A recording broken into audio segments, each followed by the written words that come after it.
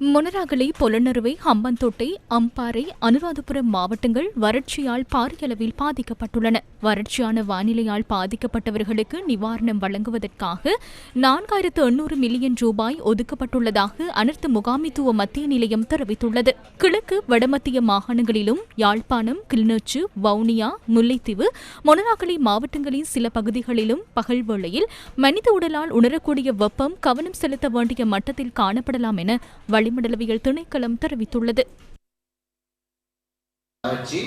வறட்சி ஏற்படுவதற்கு முக்கிய காரணம் அதிக வெப்பநிலை.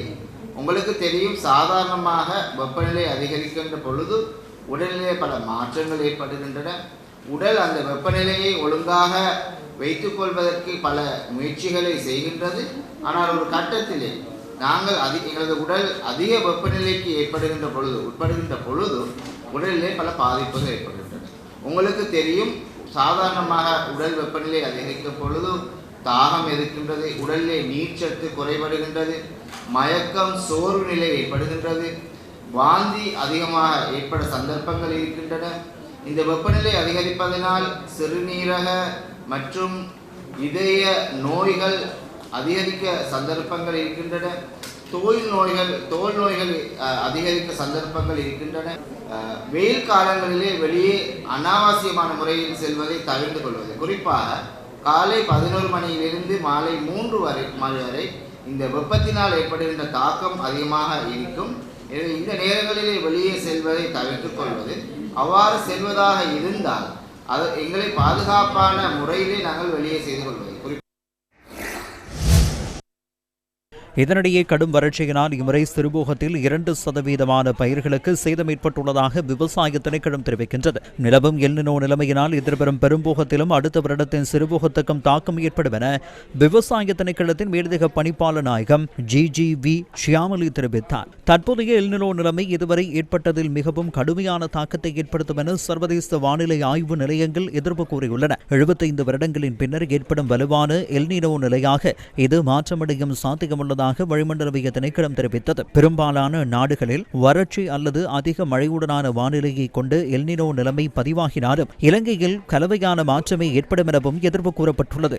எல்னினோவின் தாக்கத்தினால் எதிர்வரும் அக்டோபர், நவம்பர், டிசம்பர் மாதங்களில் அதிக மழை வீழ்ச்சி கிடைக்கும் என எதிர்பார்க்கப்படுவதாக விவசாய திணைக்களம் தெரிவித்தது. ஜனவரி, பிப்ரவரி, மார்ச் மாதங்களில் மழை வீழ்ச்சி குறைவடையும் என விவசாய திணைக்களம் தெரிவித்தது. இதனால் எதிர்காலத்தில் அதிக மழை வீழ்ச்சியை எதிர்கொள்ளும் வகையில் எதிர்வரும் பெரும்போகத்தை 2 வாரங்களுக்கு முன்னர் ஆரம்பிக்குமாறு விவசாய திணைக்களம் பரிந்துரைத்துள்ளது.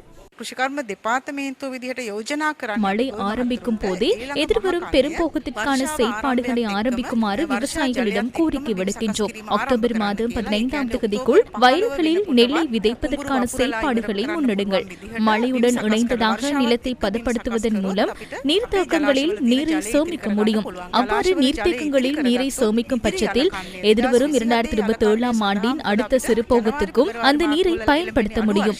ஜனவரி, பிப்ரவரி, மார்ச் மாதங்களில் குறைந்த அளவு மழை பெய்யும். எனவே அடுத்த சிறுபோகத்துக்கு தேவையான நீரையும் சேமிக்க முடியும். எதிர்வரும் அக்டோபர் மாதத்தின் 2வது வாரத்திற்குள் விதைக்கும் செயற்பாட்டை செய்தால் ஜனவரி மாதத்திற்குள் அறுவடையை பெற்றுக்கொள்ள முடியும். அந்த காலப்பகுதியில் வறட்சியான காலநிலை ஏற்படுவதால் அறுவடையை சிறப்பாக நிறைவு செய்ய முடியும். அத்துடன் நவம்பர் மாதத்தில் ஓரளவு மழை பெய்தாலும் பயிர்கள் ஓரளவு வளர்ந்திருக்கும். இதனூடாக பயிர் சேதத்தையும் குறைத்துக் கொள்ள முடியும். 2027ஆம் ஆண்டின் முதல் காலாண்டில் ஏற்படக்கூடிய வறட்சியை கருத்தில் கொண்டு குறுகிய காலத்துக்குள் அறுவடை செய்யும் நெல் வகைகளை பயிரிடுமாறு விவசாயிகளிடம் விவசாய திணைக்களம் கோரிக்கை விடுக்கின்றது. எதிர்வரும் சிறுபோகத்துக்காக குறுகிய கால நெல் வகைகளை பயிரிடுவதே பொருத்தமாக அமையும். எதிர்வரும் பெரும்போகத்தில் விதை நெல்லாக சிலவற்றை பிரித்துக் கொண்டால் எதிர்வரும் சிறுபோகத்துக்கு அதனை பயன்படுத்த முடியும். சிறுபோகத்தில் 5 லட்சம் ஏக்கரில் பயிரிட எதிர்பார்க்கப்படுகின்றது. பெரும்போகத்தில் 8 லட்சம் ஹெக்டேரில் பயிரிட எதிர்பார்த்துள்ளோம். இந்த 2 போகங்களுக்குமான அறுவடையை எந்த தடையுமின்றி பராமரிக்க முடியும் என நம்புகின்றோம். இதேவழி கடும் வறட்சிக்கு ஈடுகொடுக்கும் உளுந்து, பாசி பயிர் உள்ளிட்ட பயிர்களை பயிரிடுமாறும் விவசாய திணைக்களம் தெரிவிக்கின்றது. எதிர்வரும் பெரும்போகத்தை முன்னெடுக்க முடியாத வயல்களின் ஒரு பகுதியை தெரிவு செய்து அதில் மேலதிக உணவுப் பயிர்களை பயிரிடுவதற்கு விவசாயிகள் முன்வர வேண்டும். இதன் மூலம் பயிர் செய்கைக்கு தேவையான நீரின் அளவை குறைக்க முடியும். மேலதிக உணவுப் பயிர்களும் எமக்கு மிகவும் அத்தியாவசியமாக தேவைப்படுகின்றன. மேலதிக உணவுப் பயிர்களை 2 அல்லது 2.5 மாதங்களுக்குள் அறுவடை செய்ய முடியும். இதேவழி நீர் ஆதாரம் இல்லாமையினால் மீள்நடுகை முன்னெடுக்க வேண்டாம் என பெருந்தோட்ட அமைச்சு தெரிவிக்கின்றது.